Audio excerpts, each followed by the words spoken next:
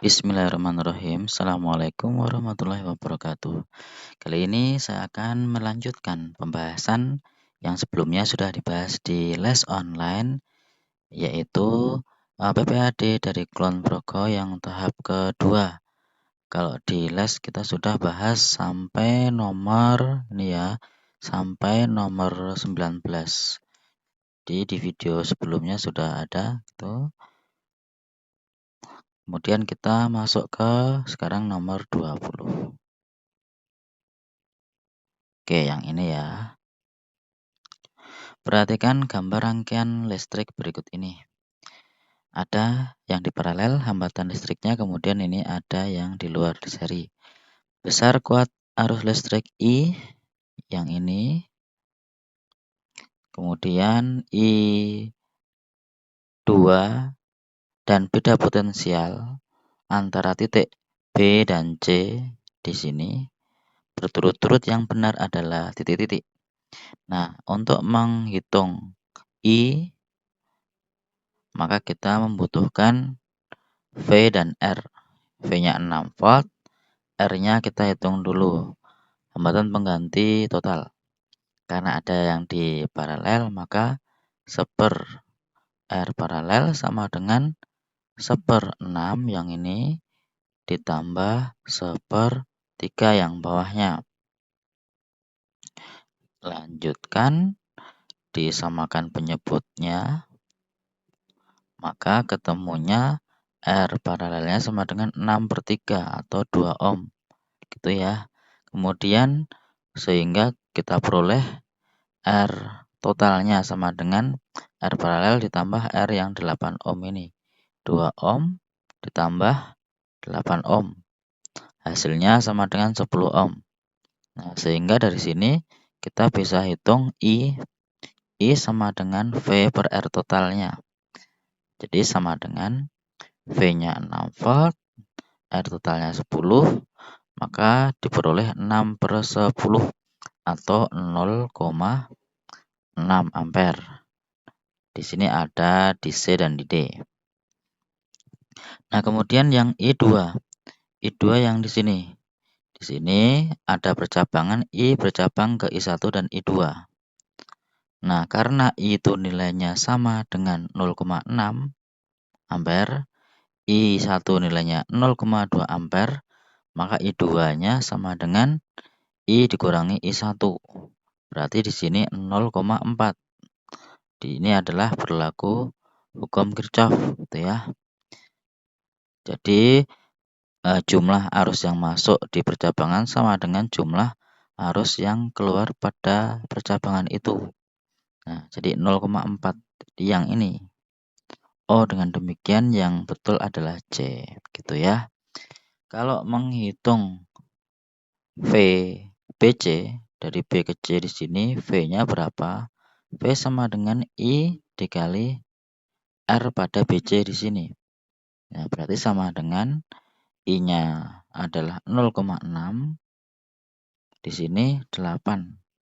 Sama dengan 4,8 volt. Itu ya yang ini. Itu jawaban nomor 20. Berikutnya nomor 21. Data penggunaan peralatan listrik di rumah Pak Johan disajikan dalam tabel berikut ini. Nah, ada alat listrik, jumlahnya, kemudian daya dan waktunya. Kemudian tarif energi listrik per kWh Rp1.500. Biaya rekening listrik yang dibayarkan Pak Johan selama 30 hari adalah titik-titik. Yang pertama, kita menghitung energi listriknya dari semua alat ini. W itu sama dengan P dikali T. Itu ya. Ini dikalikan semuanya. Dikalikan 5 kali 40 kali 10, ini 2000. Kemudian 2 kali 30 dikali 2, itu sama dengan 120. Kemudian 1 kali 120 dikali 5, itu 600. 1 kali 20 itu 40. Kemudian 1 kali 200 kali setengah itu 100. Dijumlahkan 0, 6, kemudian ini 8, 2. Jadi W1 hari itu sama dengan 2860 WH. Sehingga W30 sama dengan 30 kali 2860 WH. Hasilnya sama dengan 85.800 WH. Diubah ke kWh menjadi 85,8 kWh. Sehingga kita bisa menghitung biaya rekeningnya sama dengan 85,8 dikali 1.500. Hasilnya sama 128.700. Jadi jawabannya D. Berikutnya nomor 22. Sebuah kawat pengantar memiliki panjang 50 cm. Diletakkan tegak lurus di dalam sebuah medan magnet yang kekuatannya 20 Tesla. Kawat penghantar dialiri arus listrik sebesar 100 mA. Besar gaya Lorentz yang timbul pada kawat adalah titik. Gaya Lorentz sama dengan B dikali I dikali L gitu ya. B-nya 20, I-nya 100 mA atau 0,1 ampere. L-nya panjangnya 50 cm atau setengah meter. Sama dengan ini 2 dikali setengah 1 Newton ya. Jawabannya yang betul adalah A. Berikutnya nomor 23. Perhatikan gambar trafo berikut ini. Nah, jika trafo di atas termasuk trafo ideal, maka besar tegangan sekunder di sini ya. V sekunder ini V primernya. Kemudian kuat arus sekundernya, kuat arus primernya masing-masing adalah titik-titik. Kita bisa cari dengan membandingkan jumlah lilitan. Karena banyaknya lilitan dengan besarnya tegangan itu sebanding, maka kalau 1000 lilitan itu 220, maka kalau 100 lilitan sama dengan ini 1/10-nya, maka tinggal dibagi 10, 22 volt. Jadi 22 volt. Kemudian dari ini besarnya hambatan 11 ohm, kemudian tegangannya 22 volt, maka dari sini kita bisa menghitung I sekunder karena di sini yang output gitu ya. Nah, jadi I sekunder sama dengan V per R. V-nya 22, R-nya 11, hasilnya 2. Oke, jadi jawabannya yang B. Berikutnya nomor 24. Kalian baca kemudian saya jawab langsung ya. Jadi jawabannya yang D. Lanjut yang nomor 25. Nomor 25, gambar 1. Ada gambar daun putri malut disentuh sehingga mengatupkan daunnya. Berarti ini adalah ciri makhluk hidup, yaitu iritabilitas atau menanggapi rangsang. Kemudian ini juga nomor 2, ada cicak dipotong ekornya. Ini juga. Nah, kalau yang ini, untuk yang nomor 2, ini adalah ciri makhluk hidup, yaitu adaptasi. Jadi jawabannya adalah yang C ya. Berikutnya nomor 26. Hewan-hewan tersebut dapat dikelompokkan dalam satu kelompok dengan memperhatikan persamaan ciri titik-titik. Nah, yang benar yang mana? Ini ada udang, belalang, kemudian lipan, kemudian ada kepiting. Ini adalah dari bentuk tubuhnya ya. Ini adalah kelompoknya Arthropoda. Jadi tubuhnya itu berruas-ruas. Oke. Nomor 26 jawabannya B. Nomor 27. Ini ada sel tumbuhan dan sel hewan. Yang kalian bisa amati adalah apa? Yang A, plastida ditemukan pada sel hewan. Nggak ada ya. Plastida itu ada di sel tumbuhan untuk fotosintesis. Adanya sentrosom pada sel tumbuhan. Sentrosom ada di sel hewan. Kemudian dinding sel ada pada sel tumbuhan saja. Oke, jadi ini dinding sel. Jawabannya adalah C. Kemudian yang di vakuola tidak ditemukan pada sel hewan. Ada vakuolanya kalau di sel tumbuhan besar, kalau di sel hewan kecil ya. Nomor 28. Perhatikan piramida makanan berikut ini.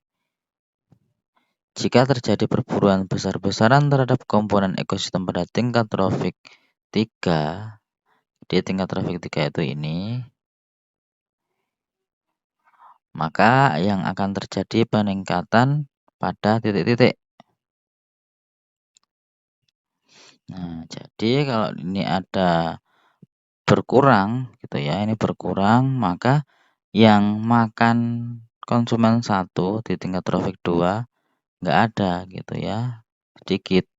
Maka ini menjadi jumlahnya bertambah.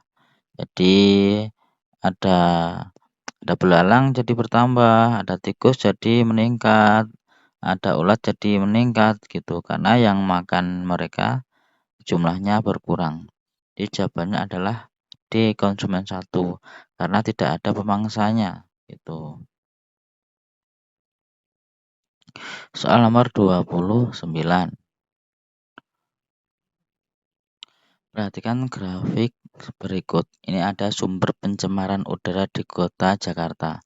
Ada yang ditimbulkan oleh pembakaran industri, pembangkit listrik dan pemanas, pembakaran domestik, dan yang paling besar adalah transportasi darat nih.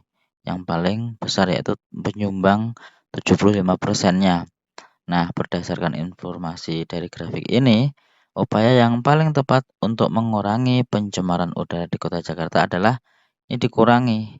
Berarti mengurangi penggunaan kendaraan pribadi sebagai transportasi utama.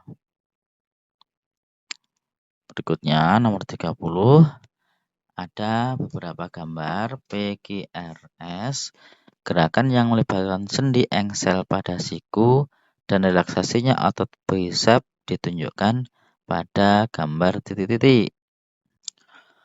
Otot bicep relaksasi berarti ini menjadi lurus, lengannya menjadi lurus. Nah, sendi engsel pada siku menekuk gitu ya, berarti misalnya ini menekuk jadi lurus. Jadi yang R gitu ya. Yang bisa diamati yang lain yang mana? Nah, ini yang gambar B ini sikunya bengkok kemudian diluruskan. Jadi P juga.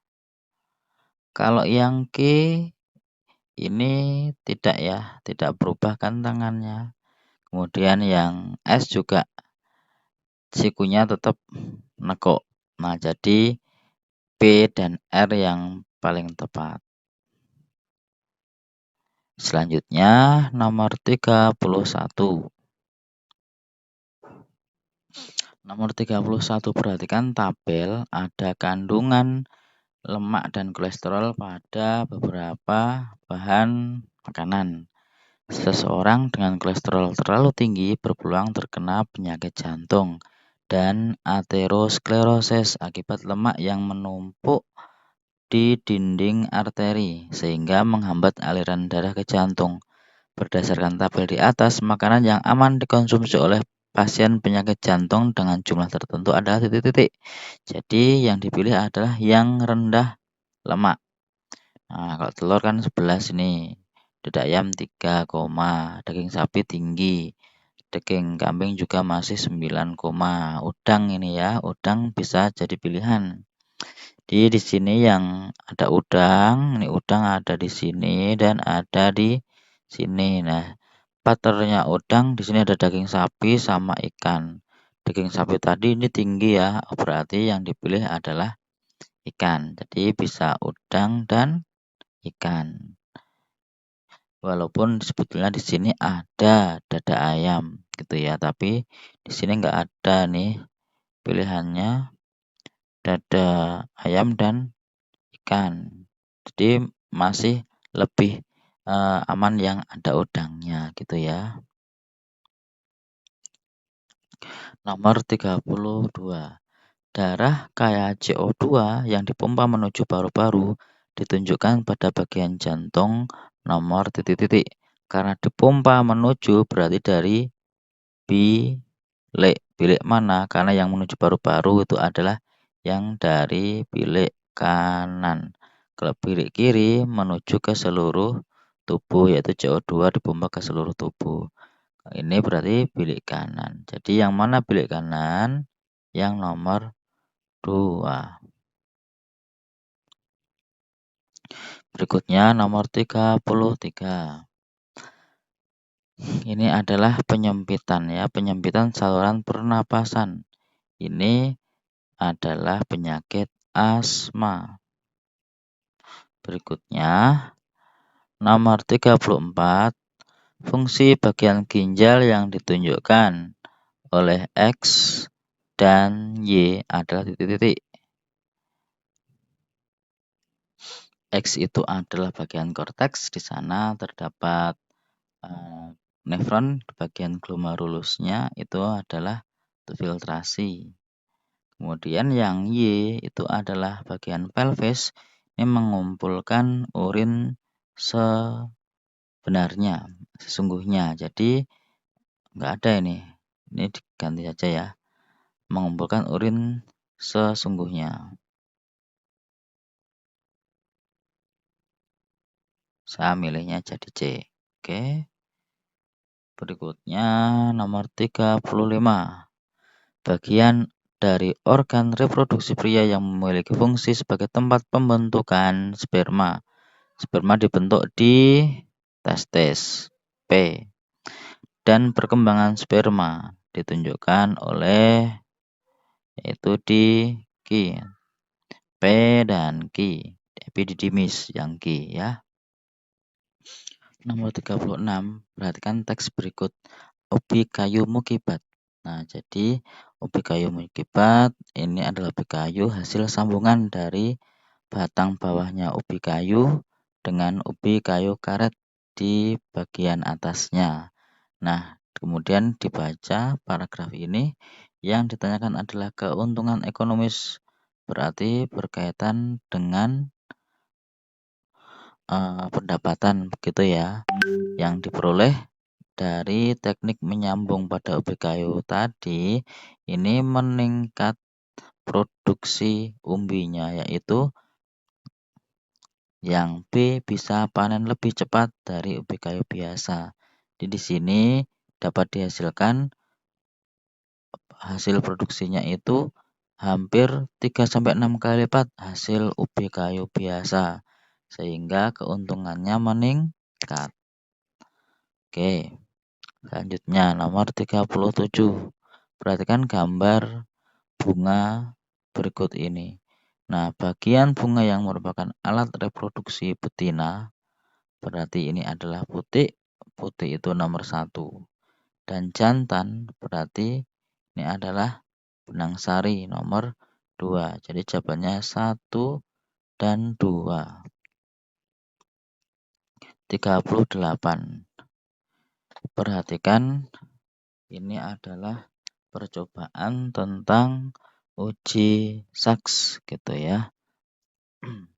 Berdasarkan ilustrasi percobaan, hal yang dilakukan oleh saks untuk membedakan bagian daun yang mengalami fotosintesis dan tidak adalah titik-titik. Yang di sini yang ditekankan adalah bagian daun. Nah, jadi jawabannya adalah menutup daun dengan kertas karbon. Jadi ini di sini biar tidak terkena cahaya. Kemudian yang terkena cahayalah yang terjadi fotosintesis. Untuk yang menetesi daun dengan iodin ini akan membuktikan apakah diperoleh hasil fotosintesis yaitu berupa amilum atau tidak, gitu ya.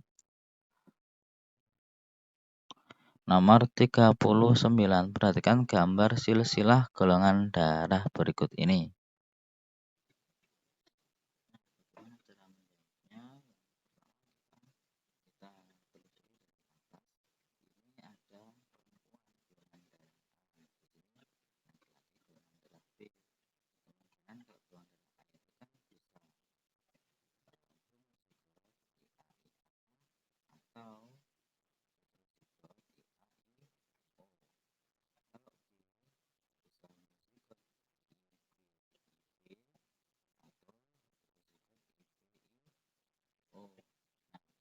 Kalau O O.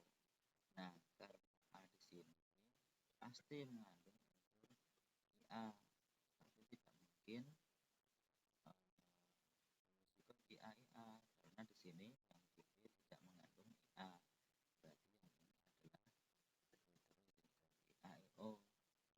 Kalau AB perempuan AB laki-laki A ini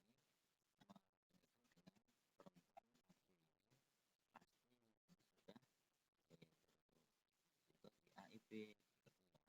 Nah, kemudian dari ini sama ini akan lahir ada perempuan A, berarti dari mana bisa dari sini bisa IA dengan IA di sini ya, atau dari IO dan IA di sini bisa IA IO. Kemudian yang B itu pastinya adalah heterozigot dari B dan IO karena di sini tidak mengandung B, jadi pasti heterozigot. Nah, kemudian yang ini kan ini laki-laki ya, nah, ini kan laki-laki, berarti ini bisa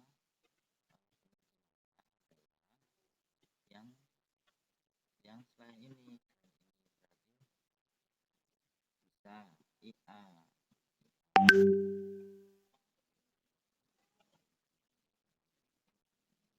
atau bisa IA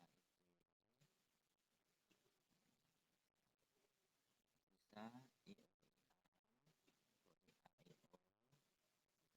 atau bisa IO. Oke, berarti yang pertama kan sudah ini kemudian yang jadi kemungkinan AIB adalah nanti berapa persen, 1/4 atau 25%. Ini benar 29, demikian 39 ya. 40 ada tetapi roti ini adalah Saccharomyces cerevisiae ya.